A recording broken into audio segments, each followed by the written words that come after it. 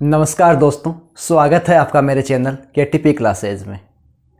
दोस्तों 4-5 दिन से जो है वो वीडियो नहीं आ पाई, इसका कोई निजी कारण रहा और आज हम शुरू करने जा रहे हैं कक्षा 10 का व्याकरण भाग, जिसमें आज हम बात करेंगे संधि से जुड़ी हुई। दोस्तों कक्षा 10 के पाठ्यक्रम में इस बार जो है स्वर संधि को शामिल नहीं किया गया है, केवल 2 ही संधियां जो हैं वो रखी गई है, व्यंजन संधि और विसर्ग संधि। आज हम शुरू कर रहे हैं व्यंजन संधि को। व्यंजन संधि जहां 2 व्यंजनों का आपस में मिलन होता है, या हम यूँ कह सकते हैं कि एक व्यंजन और एक स्वर का जो है यहाँ मिलन होता है। और इस व्यंजन संधि में दोस्तों आज हम पहली संधि जो पढ़ेंगे वो है सचुत्व संधि।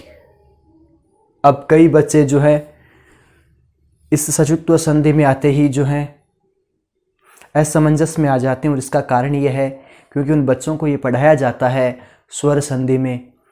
उदाहरण के लिए जैसे कि पहले पद के अंत में जैसे मान लीजिए ए या आ हो और दूसरे पद के शुरू में मान लीजिए ए या आ जाए तो उसका दीर्घ हो जाता है। लेकिन यहाँ आने के बाद जो है बच्चे ये नहीं समझ पाते कि पहले पद के अंत में क्या हो या उसके बाद क्या आना चाहिए।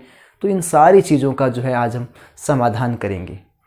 हम पहली जो संधि है व्यंजन संधि, जिसको हल संधि भी कहते हैं, और इस संधि की एक पहचान है दोस्तों, कक्षा 10 में कई बार संधि दी हुई होती है और उसका विच्छेद करवा लिया जाता है, और कई बार विच्छेद दिया हुआ होता है और उसकी संधि जो है वो करवा ली जाती है। इस संधि की एक सबसे सरल पहचान ये है कि इस संधि को जब हम करेंगे, इसका जब हम विच्छेद करेंगे या विच्छेद अगर हमें किया हुआ मिलेगा, तो इस संधि के अंदर जो प्रथम पद है, देखिए दोस्तों हमेशा इस चीज़ को ध्यान रखना है, संधि हमेशा, संधि हमेशा, संधि का मतलब मिलना, जो मिलन होगा शब्दों में वो क्या होगा, पहला पद का अंतिम वर्ण। दोस्तों ध्यान रखना है, पहले पद का अंतिम वर्ण। अब पहला पद कौन सा होगा, पहला पद कौन सा होगा दोस्तों, आप जानते हैं कि विच्छेद में जो ये धन का चिन्ह होता है, इससे पहले जो वर्ण मिले तो पहला पद है, ये पहला पद है, संपूर्ण पहला पद है, और इसके बाद जो शुरू होता है वो होता है दूसरा पद। अब इस संधि में इसकी एक पहचान है कि जो अंतिम जो पहला पद है उसका अंतिम वर्ण जो है वो हमें मिलेगा हलंत मिलेगा। हलंत का मतलब आप जानते हैं कि वह वर्ण कैसा मिलेगा, हमें हलंत मिलना है, ये इसकी सबसे बड़ी पहचान है। अब देखिए दोस्तों, इस व्यंजन संधि में जो है वो हम सचुत्व संधि पढ़ रहे हैं। सचुत्व संधि का सूत्र है इस्तोहो सचुना सचु, इस्तोहो सचुना सचु। अर्थात ये संधि कहती है कि अगर श वर्ग के बाद क्ष वर्ग हो तो उसका क्या हो जाता है, सचु। मुझे पता है लगभग बच्चे जो है नहीं समझे, तो चलो इससे आसान तरीका शायद कोई नहीं होगा, मैं आपको अब समझाता हूँ।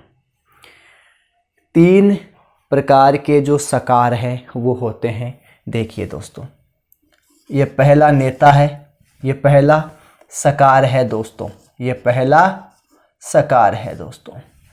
फिर ये दूसरा सकार है दोस्तों, और ये जो है दोस्तों दूसरा सकार, और ये हमारा जो है दोस्तों वो तीसरा सकार है। ये 3 नेता यूँ मान लीजिए, ये तीनों स जो है ये नेता है, ठीक है।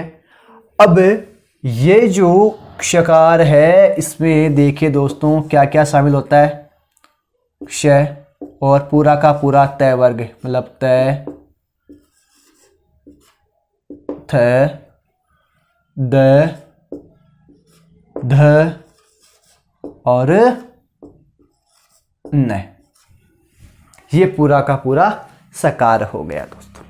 इसका नेतृत्व कौन कर रहा है, ये से।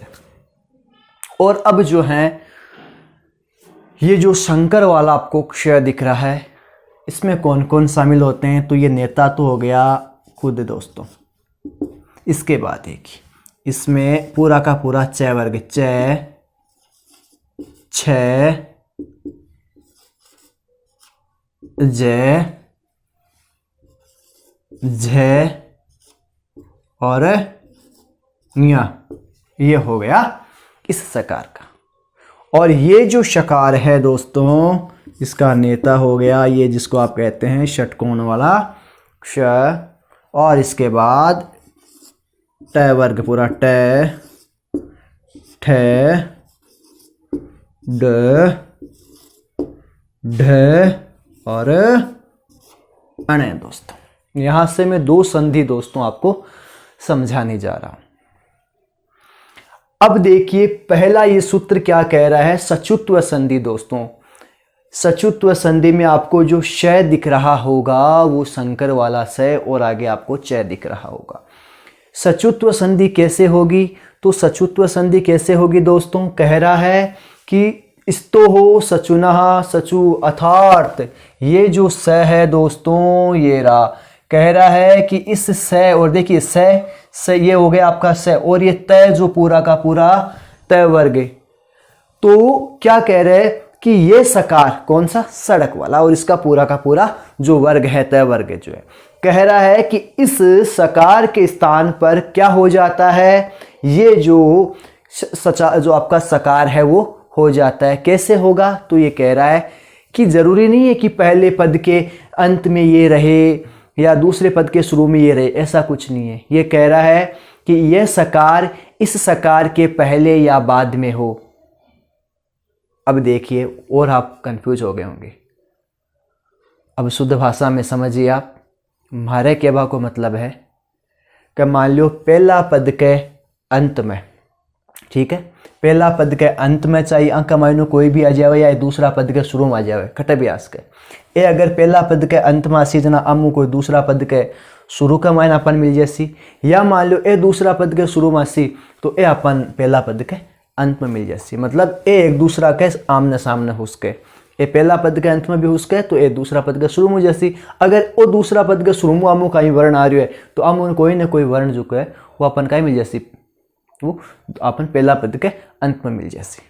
अब कहीं करना है, कह रहा है कि स्तो हो सचुनः सचु, इस सकार के स्थान पर क्रमशः, क्रमशः यानी कर्म के अनुसार, क्रमशः क्या हो जाएगा, इस सकार के स्थान पर क्रमशः जो है वो ये सचु हो जाएगा, अर्थात ये वाला जो शकार है वो हो जाएगा। कैसे होगा, तो देखो अगर ये वाला स, ये वाला स है तो इस स के स्थान पर तो क्रमशः क्या हो जाएगा, ये स हो जाएगा। ध्यान रखना है, ये नहीं कि इस स के स्थान पे च, नहीं, इस स के स्थान पर ये स। और कैसे होगा, देखिए हलंत ही होने हैं, क्योंकि हल संधि है यानी व्यंजन संधि है तो आपको हलंत ही मिलना है। तो इस स के स्थान पर क्या होगा, केवल और केवल क्या होगा, ये स होगा। तय के स्थान पर क्या होगा, तय के स्थान पर च हो जाएगा। फिर थ के स्थान पर क्या हो जाएगा, छ, द का ज, थ का झ और न का ये, क्रमशः ये हो जाएंगे। ठीक है दोस्तों, और इसी से एक और संधि जो है वो भी हूबहू ऐसी ही संधि होनी है दोस्तों। अब देखिए पहले इसको समझते हैं। तो इस सकार के स्थान पर सचुत्व संधि में क्या हो जाएगा दोस्तों, ये वाला जो सकार है वो हो जाएगा, मतलब सड़क वाला स और तय वर्ग है उसके स्थान पर क्या हो जाएगा, क्रमशः क्या हो जाएगा कि संकर वाला स और पूरा का पूरा जो च वर्ग है वो हो जाएगा। वर्ण मैंने हलंत कर रखे हैं। अब चलिए देखिए, हमने उदाहरण लिया सचुत्व संधि का, रामश्येते, रामश्येते। अब देखिए यहाँ देखिए स आपको दिख रहा होगा, स कौन से वर्ग का है, स कहाँ मिला आपको, इस सकार का ये स आपको यहाँ पे मिल गया होगा। ये पहला पद का अंतिम वर्ण मिल रहा है आपको। अब देखिए ये दूसरा पद शुरू हो रहा है, और संधि हमेशा कहाँ होती है, हमेशा ध्यान रखना है, संधि जो है वो पहले पद के अंतिम वर्ण और दूसरे पद के प्रथम वर्ण के बीच में ही संधि होती है। अब देखिए इस रामश्येते में देखिए यहाँ ये पहला पद का अंतिम वर्ण है, यहाँ पे आपको स दिख रहा होगा हलंत, और इसके बाद दूसरे पद के शुरू में आपको क्या दिख रहा है, आपको श दिख रहा होगा, यानी संकर वाला जो श वो दिख रहा होगा। हमारी जो सचुत्व संधि भी क्या कह रही है कि भाई इस सकार के स्थान पर कौन सा सकार होना है, ये जो सकार है वो होना है, तो कर दीजिए। इस स के स्थान पर क्या होगा, तो कह रहा है इस स के स्थान पर क्या होना चाहिए, कि श होना चाहिए। तो चलो शुरू करते हैं। रा और मैं में कोई चेंज होना नहीं है, क्योंकि इनको संधि से मतलब भी नहीं है। अब देखिए ये जो श इसके स्थान पर क्या होना चाहिए था, ये स कैसा होना चाहिए, हलंत ही होगा, क्योंकि ये वर्ण क्या है, हलंत। ये ले लिया हमने स, और पीछे देखिए क्या रह गया, इसको हमें छेड़ना बिल्कुल भी नहीं है, रामश्यते। और ये हमारा जो है इस प्रकार से निष्पन्न हो गया। दोस्तों एक बार पुनः देखिए, मैं बता देता हूँ कि सचुत्व संधि में इस सकार के स्थान पर जो है क्रमशः कौन सा सकार हो जाता है, यक्षकार हो जाता है। कैसे, स के स्थान पर क्ष आएगा, त के स्थान पे च, थ के छ, द के ज, ध के झ और न के स्थान पे यह हो जाता है। और ये देखिए ये वर्ण एक दूसरे के आमने सामने हो सकते हैं, यानी आगे पीछे हो सकते हैं। जरूरी नहीं है कि यह सकार पहले पद के अंत में ही हो या ये दूसरे पद के शुरू में, ऐसा कुछ नहीं है। ये भी पहले पद के अंत में हो सकते हैं तो ये दूसरे पद के शुरू में हो जाएंगे। अगर ये मान लीजिए दूसरे पद के शुरू में है तो इनमें से कोई पहले पद के अंत में हो जाएगा। आगे देखिए सत और चित, ये देखिए पहला जो पद है उसका अंतिम वर्ण क्या है, तय दिख रहा होगा, आगे आपको च दिख रहा होगा। तय के स्थान पे क्या होना चाहिए, तय के स्थान पे क्या होना चाहिए, च होना चाहिए। बाकी इनसे में कोई मतलब नहीं। आप कहोगे तय तो हलंत यहाँ भी दिख रहा है तो क्या यहाँ भी अंत में जाके च करे, अरे नहीं करना। मैंने कहा संधि हमेशा पहले पद के अंतिम और दूसरे पद के प्रथम वर्ण में ही होती है, बाकी हमें इनसे कोई मतलब नहीं है। तो आइए चेंज करते हैं। देखिए स का स, इनको न छेड़ना बिल्कुल भी। त का क्या हो जाएगा, च। कैसे होगा, हलंत होना चाहिए। तो देखिए ये च कर दिया। इसके बाद क्या है, ची है, ये लीजिए। और फिर क्या है, त है। सत धन चित से सच्चित। अब देखिए दोस्तों अगला उदाहरण, याच ना, याच ना। अब देखिए यहाँ मैंने जो कहा ना कि ये जो शकार वर्ग है वो पहले पद के अंत में भी आ सकता है, तो यहाँ पे देखिए च आया है। लेकिन यहाँ देखिए आपको दूसरे पद के शुरू में क्या दिख रहा है, आपको ना दिख रहा है। तो न के स्थान पे क्या होना चाहिए, यह होना चाहिए। क्या होना चाहिए, यह। और मात्रा, अब देखिए दोस्तों मात्रा किसकी है, ना की। तो देखिए क्या करना है, या च के स्थान पे कोई चेंज हमें करना नहीं है। और उसके बाद ना का हम क्या कर देंगे, या कर देंगे। दोस्तों ये हमारा शब्द जो है वो निष्पन्न हो गया है। एक और उदाहरण देखिए, उद्धन ज्वल है, उद्धन ज्वल है। तो देखिए दोस्तों ऊ का ऊ। अब देखिए द के स्थान पे क्या करना पड़ेगा, ज करना पड़ेगा। तो देखिए ये हमने कर दिया ज, और पीछे क्या रह गया, ज्वल है। और ये हमारा जो इस प्रकार से शब्द निष्पन्न हो गया। तो इस संधि ने हमें ये सिखाया, सचुत्व संधि ने हमें ये सिखाया कि जो आपका सकार वर्ग है इसके स्थान पर क्रमशः क्या हो जाता है, क्षकार वर्ग हो जाता है। कौन किस प्रकार होगा मैंने आपको ये बता दिया। ये दोनों आपकी जो है सचुत्व संधि को पूरा करते हैं। अब हमारा जो तीसरा वाला जो क्ष है वो रह गया। अब देखिए ये हमने पढ़ लिए हैं, ये हमने पढ़ लिए हैं दोस्तों।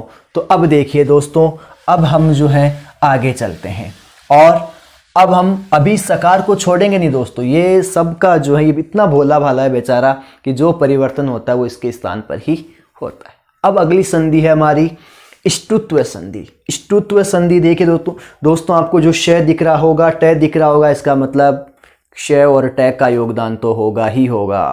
क्या कहती है, स्टुनास्तु, अर्थात क्या हो जाता है इसमें, स्तोह स्टुना योगे स्टुषात, अर्थात इस देखिए श और त, इस शकार के स्थान पर क्या हो जाएगा, स्टुना योगे स्टुषात, अर्थात स्टु हो जाएगा। कैसे दोस्तों, वही बात कि मान लीजिए इस सकार के पहले या बाद में ये जो क्षकार हो तो क्रमशः क्या हो जाता है, क्रमशः दोस्तों इस सड़क वाले क्षकार के स्थान पर जो है आपका ये क्षकार है वो हो जाता है क्रमशः। कैसे, इस श के स्थान पे ये क्ष, त के स्थान पे ट, थ के स्थान पर ठ, द के स्थान पर ड, ध के स्थान पर ढ, और न के स्थान पर क्या हो जाएगा दोस्तों, अण हो जाएगा। कोई बड़ा फर्क नहीं है सचुत्व में और ष्टुत्व में दोस्तों। अब उदाहरण देखिए, रामश, रामश्यष्ट। अब देखिए क्या दिख रहा है, सड़क वाला स, तो इसके स्थान पर क्या होगा, ये श होना चाहिए, तो कर दीजिए दोस्तों, ये राम है। अब देखिए क्या कर दिया हमने, एक श कर दिया और आगे क्या आ गया दोस्तों, षष्ठ है आ गया। ये हमारा जो उत्तर है वो निष्पन्न हो गया। इसी प्रकार एक और उदाहरण दिया है, तत् धन टीका, ट वर्ग है आगे, ट वर्ग है इसमें से, बिल्कुल है। उससे पहले क्या है, तय, तय किस में से आ रहा है, इस सकार में से आ रहा है। तय के स्थान पे क्या करना है, हमें तय करना है। तो किस प्रकार करेंगे, ये देखिए, इसको बेचारे को छेड़ना नहीं है, तय का तय, उसके बाद तय के स्थान पे क्या हो गया, तय हो गया। आगे क्या आ गया, टी और का, तट्टिका। और चाहे हम इसको, तो हम इस प्रकार से भी इसको लिख सकते हैं दोस्तों। ये हमारा जो है उत्तर हुआ। अगला शब्द देखिए, विष्णु। अब देखिए क्षय दिख रहा है, कोई बात नहीं, ये वाला शकार का श आगे आ गया। पीछे देखिए न, न किस में से दिख रहा है आपको, नु दिख रहा है, तो इस न में से है, न के स्थान पे क्या होना चाहिए, अणय। हम अणय करेंगे तो देखिए वी, श आधा है, आधा ले लिया। अब न के स्थान पे क्या हुआ दोस्तों, अणय हुआ, लेकिन न में मात्रा किसकी थी, ऊ की मात्रा थी, तो हमने कर दिया विष्णु। इसी प्रकार राष्ट्रम, ये क्या आ गया, क्षय तो मिल गया, लेकिन इसमें त्रय आ गया। त्रय में कहाँ, आपने तो कहा था कि इसमें से जो है ये शकार वर्ग, इसमें से कुछ आएगा, बिल्कुल। देखिए दोस्तों, ये जो त्रय दिख रहा है आपको, ये त्रय बना कैसे है, ये देखिए आप कैसे बना, तय और रे से ही तो बना। इसका मतलब तय पहले आ रहा है, बिल्कुल, इसमें पहले तय है, उसके बाद क्या है, रे है, तो तय आ रहा है। इसका मतलब तय के स्थान पे क्या होना चाहिए, तय होना चाहिए। तय के स्थान पे क्या होगा, तय के स्थान पे क्या होगा, तय होगा, और उसके बाद क्या आएगा, रे है। तो देखिए दोस्तों, रा का रा, श का श। अब देखिए ये जो दोस्तों यहाँ पे क्या हो गया, यहाँ पे तय हो गया, तय का क्या हो गया दोस्तों, तय हो गया। आगे क्या था दोस्तों, आगे था रे, तो उस रे को कहाँ मिलाया, इस तय में मिलाया, तो ये हो गया राष्ट्र। और पीछे क्या था दोस्तों, मैं था, इस प्रकार से राष्ट्रम बन गया। तो ये दोनों संधियां थी हमारी, सचुत्व संधि और स्तुत्व संधि। मैं उम्मीद करता हूँ ये बहुत ही अच्छे ढंग से जो है आपको समझ में आई होगी दोस्तों। अब हमारी अगली संधि है दोस्तों जसत्व संधि। और जब भी इस जसत्व संधि का नाम आता है, बहुत सारे बच्चे जो हथियार डाल देते हैं, क्योंकि ये संधि समझने में बच्चों को काफ़ी समस्या होती है। आज हम इसको बहुत ही सरल ढंग से जो है वो समझेंगे दोस्तों। हमने संस्कृत में जो है वो प्रत्याहार का सामान्य परिचय जो हमने पढ़ा है, ये आप जानते हैं। प्रत्याहार सामान्य रूप से माहेश्वर सूत्रों से जो प्रत्याहार बनते हैं। इस संधि में दोस्तों मैं आपको प्रत्याहारों में लेके नहीं जाऊंगा, क्योंकि जितना डीपली आप प्रत्याहारों में जाओगे अभी आप उनको नहीं समझ पाओगे। मैं सामान्य तौर पे जो प्रत्याहार इस संधि में काम में आते हैं वो मैं आपको बता दूंगा। जसत्व संधि कहती है झलाम जसंतो। इसमें दो प्रत्याहार है दोस्तों, झलाम जसंतो। एक झल प्रत्याहार और दूसरा जस प्रत्याहार। ये संधि कहती है दोस्तों कि झल प्रत्याहार के स्थान पर, इस झल प्रत्याहार के स्थान पर जस प्रत्याहार हो जाता है, यानी इसके जो झल प्रत्याहार के जो वर्ण हैं उनके स्थान पर जस प्रत्याहार के वर्ण हो जाते हैं। अब है क्या, ध्यान दे दोस्तों। झल प्रत्याहार का मतलब है कि जो हम जब संधि करेंगे या संधि विच्छेद जो होगा हमारा, यानी पहले पद के अंत में, पहले पद के अंत में अगर वर्ग का पहला, दूसरा, तीसरा या चौथा वर्ण हो, पहले पद के अंत में वर्ग का पहला, दूसरा, तीसरा या चौथा वर्ण, या फिर क्या हो सकता है, क्षय, क्षय, स और है हो सकता है। और अब इनके स्थान पर क्या होगा, मान लीजिए पहले पद के अंत में वर्ग का पहला अक्षर आ गया, दूसरा वर्ण आ गया, तीसरा आ गया या चौथा आ गया, या फिर मान लीजिए इनमें से श या क्षय, स और है आ गया, तो इनके स्थान पर क्या हो जाएगा, उनके स्थान पर जो है उसी वर्ग का जो है वो तीसरा वर्ण हो जाता है। तीसरा देखिए, कै का तीसरा ग, च का ज, ठीक है, ट का ड, तय का द और पै का ब हो जाता है। अब दोस्तों ध्यान देने योग्य बात क्या है कि ये ध्यान देना है कि पहला जो पद होगा यानी संधि जो हम करेंगे पहले पद का अंतिम वर्ण, अगर मैं राजस्थानी में आपको कहना चाहूँ तो कि संधि को जो पहलो पद बोलो, संधि जब आप करेला पहला पद को अंतिम वर्ण जो बोलो, संधि के अंदर पहले पद का जो अंतिम वर्ण होगा वो अंतिम वर्ण क्या हो सकता है? वो अंतिम वर्ण हो सकता है किस इन पंचम वर्ण कौन से? देखिए क, च, ट, त, प। ये 5 जो वर्ग हैं, क वर्ग, च वर्ग, ट वर्ग, त वर्ग और प वर्ग, जन आप स्पर्श वर्ण भी कहवा, स्पर्श वर्ण जिन आप कहवा। तो ए स्पर्श जो वर्ण है, स्पर्श वर्ण कौन सा है? क वर्ग, च वर्ग, ट वर्ग, त वर्ग और प वर्ग। तो पहला पद के अंत में अगर ई क वर्ग को पहलो, दूसरो, तीसरो या चौथो वर्ण आगो, या ई च वर्ग को पहलो, दूसरो, तीसरो, चौथो, या ट को या त को या प को आगो पहला पद के अंत में, पहला पद के सामने फिर जो है वो कुछ भी हो, कुछ भी मतलब पंचम वर्ण नहीं होना चाहिए। पंचम मतलब एक क को 5वां वर्ण नहीं होना चाहिए दूसरा पद के शुरू में, न एक च को होना चाहिए, न ट को होना चाहिए, न त को, न प को। हाँ, स्वर हो उसके 5वां वर्ण यानी अनुनासिक वर्ण नहीं होना चाहिए। तो देखो पहला पद के अंत में आप 5 वर्गा को पहलो, दूसरो, तीसरो, चौथो वर्ण आगो, या मान लीजिए क्ष, क्ष, स और है आएगो तो कहीं सी तो अंक स्थान पर अब मान लो कि पहला पद के अंत में क आगो तो कहीं सी गए जैसी, ख आएगो तो भी गए, गए है तो गए रेणु ही है, ठीक है, और घ आएगो तो भी गए जैसी। यही च का मान पहलो, दूसरो, तीसरो, चौथो आसी तो बे के स्थान पर च को कहीं जैसी, जय जैसी, ट को ड, त, थ, द, ध कहीं जैसी, देव जैसी, और प को प, फ, ब, भ तो कहीं जैसी, इको बहू जैसी। अब देखो तो झल के स्थान पर कहीं जैसी, जसु जैसी। उदाहरण ले, पहला उदाहरण है वाक धन ईश। अब देखो पहला पद के अंत में कहीं होना झल प्रत्यार का वर्ण होना चाहिए। झल प्रत्यार मतलब वर्ग का पहला, दूसरा, तीसरा, चौथा। वर्ग का मतलब कौन सा?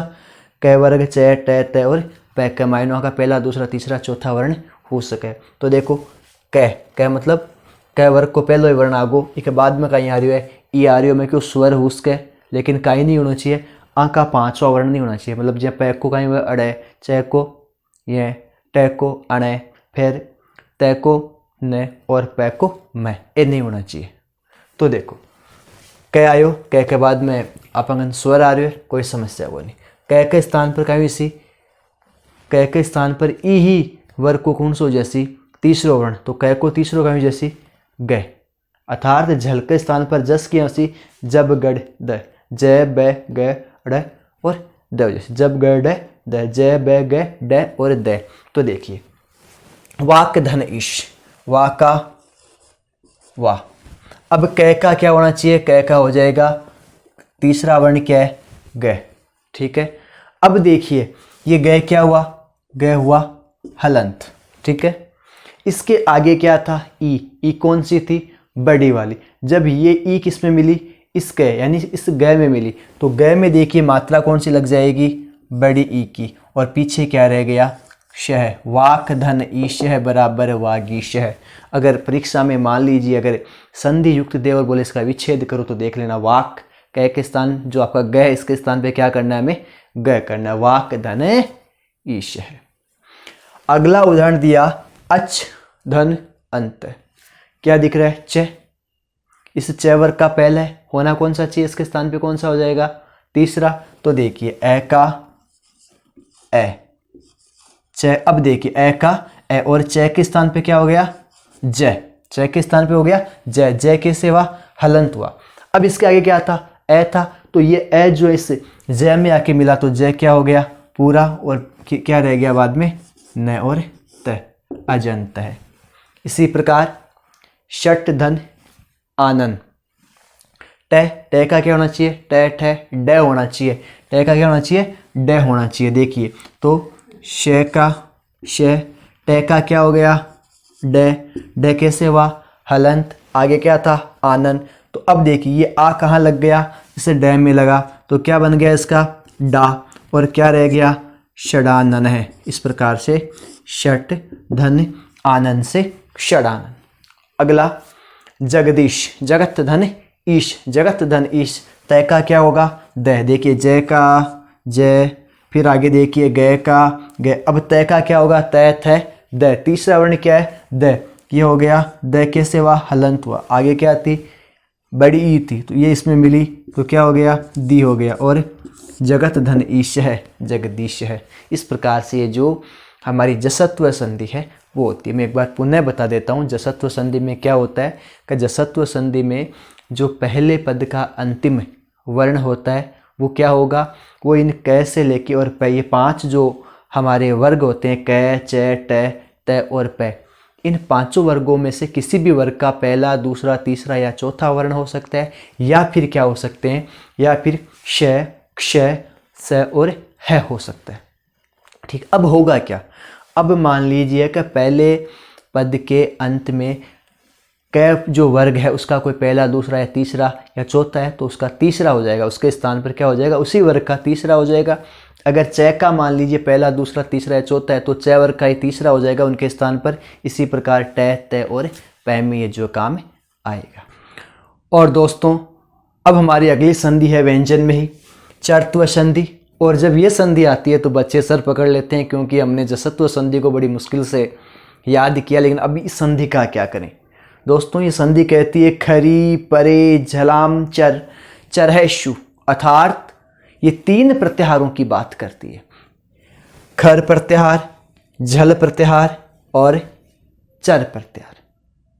और ये संधि बहुत आसान है दोस्तों। ये संधि कहती है कि यदि झल प्रत्याहार के बाद, अगर झल प्रत्याहार के बाद खर प्रत्याहार हो तो इस खर प्रत्याहार के स्थान पर जो है वो चर प्रत्याहार हो जाता है।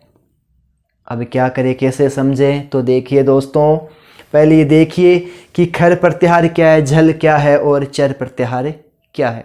क्या कहती है संधि कि अगर झल के बाद में, परे यानी बाद में, इस झल प्रत्याहार के बाद में खर प्रत्याहार हो, तो झल प्रत्याहार क्या है, पहले देखिए, झल प्रत्याहार पहले पद के अंत में झल प्रत्याहार हो। झल प्रत्याहार मतलब क्या कि वर्ग का पहला, दूसरा, तीसरा या चौथा वर्ण हो सकता है, जैसे क, ख, ग, घ।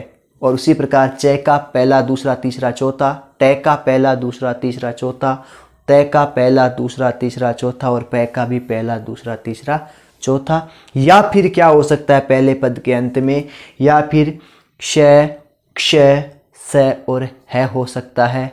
इनमें से अगर कोई पहले पद के अंत में हो और इनके सामने क्या हो, खर प्रत्याहार यानी वर्ग का पहला या दूसरा, या फिर क्ष, क्ष या स हो, तो क्या होगा, तो क्या होगा कि दोस्तों इस झल प्रत्याहार के स्थान पर, इस झल प्रत्याहार के स्थान पर जो है दोस्तों वो चर आदेश हो जाएगा। कैसे, चर में क्या होगा, चर का मतलब है कि उसी वर्ग का, मान लीजिए पहले पद के अंत में जो झल प्रत्याहार है उसी का, उसी वर्ण जो है उसी वर्ग का पहला वर्ण हो जाएगा। या मान लीजिए पहले पद के अंत में झल प्रत्याहार में मान लीजिए क्ष, क्ष, क्ष या है, तो इनके स्थान पे क्या आदेश हो जाएगा, श, क्ष या स आदेश हो जाएगा। कैसे होगा, तो देखिए दोस्तों, उदाहरण है सद्धन कार, सद्धन कार। अब देखिए तय, यहाँ पे देखिए द आपको दिखाई दे रहा होगा, सद्धन कार है। अब ये जो द दिख रहा है, ये द क्या है, ये तीसरा वर्ण है, त, थ, द, यानी त वर्ग का तीसरा है। तो ये कौन सा है, ये झल वर्ण है। देखिए पहला, दूसरा, तीसरा या चौथा हो सकता है, तो तीसरा वर्ण आया। अब क्या होगा, तीसरा वर्ण आया तो इसके स्थान पे क्या होगा, झल प्रत्याहार के स्थान पर क्या होगा, चर आदेश। तो इस द का प्रथम वर्ण क्या है, चर में क्या होगा, प्रथम वर्ण हो सकता है, या फिर क्ष, क्ष या स आदेश हो सकता है। तो इस द का क्या आदेश होगा, इस द का आदेश हो जाएगा, प्रथम वर्ण क्या होगा, द का, इस वर्ग का पहला वर्ण जो आपका वर्ण होता है वो होता है त। तो देखिए क्या बनेगा, श का श। अब द के स्थान पे प्रथम वर्ण क्या हो गया, त, और पीछे क्या रह गया, कार है। इस प्रकार सद धन कार से सत्कार है। इसी प्रकार वी पै द के स्थान पे क्या करना है, तय। तो देखिए वी फिर पै का पै और द के स्थान पे हो गया तय और पीछे रह गया दोस्तों काल है, विपत्त काल है। इसी प्रकार उद धन पनय, तो द का वापस क्या हो जाएगा दोस्तों, द का हो जाएगा तय और पीछे रह गया पन है। तो ये संधि है हमारी चरत्व संधि, जो कहती है कि झल प्रत्याहार के बाद, झल के बाद खर हो तो क्या होगा, इस झल के स्थान पर जो है वो चर आदेश हो जाएगा दोस्तों।